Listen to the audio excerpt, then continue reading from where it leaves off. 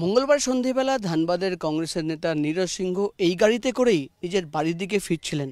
আমরা দাঁড়িয়ে রয়েছি ধানবাদের সারাইঢেলা থানার সামনে।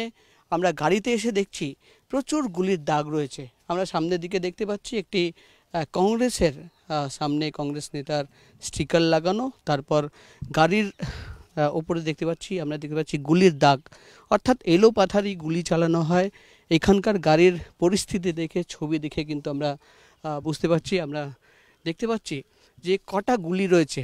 1, 2, 3, 4, 5, 6, 7, 8, 9, 10, 11, 12, 13, 14, 15, 16, 17, অর্থাৎ সামনের কাঁচে 17টি গুলির দাগ রয়েছে। আশেপাশে কিন্তু চারিদিকে গুলির দাগ রয়েছে। যেটা পুলিশ সূত্রের খবর, এলোপাথারি গুলি চালানো হয়। প্রাথমিক দিকে যেটা জানা গিয়েছিল যে AK-47 দিয়ে গুলি চালানো হয়েছিল, কিন্তু যেটা পুলিশের তরফে দাবি করা হচ্ছে যে 9mm পিস্তল আর SLR ইউজ করা হয়েছে। আমরা গাড়ির ভেতরের দিকটা দেখব। যেটা পুলিশ সূত্রে খবর, সামনে এই সিটেই কিন্তু বসেছিলেন কংগ্রেস নেতা নীরজ সিংহ, পাশে গাড়ির চালক আর পেছনের সিটে দুজন বসেছিল। আমরা দেখতে পাচ্ছি সিটের ওপরেও কিন্তু পুলিশ কর্মীরা লিখে দিয়েছেন যে কোথায় কোথায় গুলি লেগেছে। S-32, S-33, চারিদিকে কিন্তু রক্তের দাগ রয়েছে।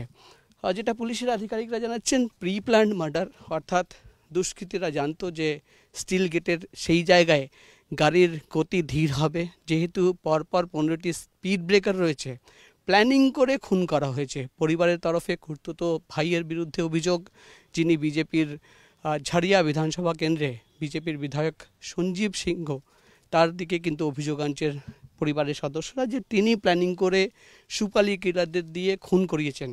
কিন্তু প্রাথমিকভাবে আমরা এসে দেখতে পাচ্ছি গাড়িতে কিন্তু প্রচুর গুলির দাগ রয়েছে। পরিষ্কারভাবে বোঝা যাচ্ছে যে একদম ফিল্মি কায়দায় শুট আউট, অর্থাৎ এলোপাথরি গুলি চালানো হয়। দুষ্কৃতীরা একাধিক ছিল। পুলিশের আধিকারিকরা যেটা জানাচ্ছেন, প্ল্যানিং করে খুন করা হয়েছে, প্রি প্ল্যান মার্ডার। এর আগে কয়েকবার রেকি নিশ্চয়ই করা হয়েছিল, যে কোন সময় কংগ্রেস নেতা নীরজ সিংহ সেখান থেকে নিজের বাড়ির দিকে ফেরেন, তার গাড়িতে কারা কারা থাকে, প্ল্যানিং করে খুন করা হয়েছে। কিন্তু এই খুনের পেছনে কারা রয়েছে সেটা কিন্তু খতিয়ে দেখছেন তদন্তকারী অফিসার। এখনও কিন্তু এই ঘটনায় কাউকে গ্রেফতার করা সম্ভব হয়নি। ক্যামেরায় প্রীতমের সঙ্গে প্রকাশ সিনহা, ABP আনন্দ, ধানবাদ।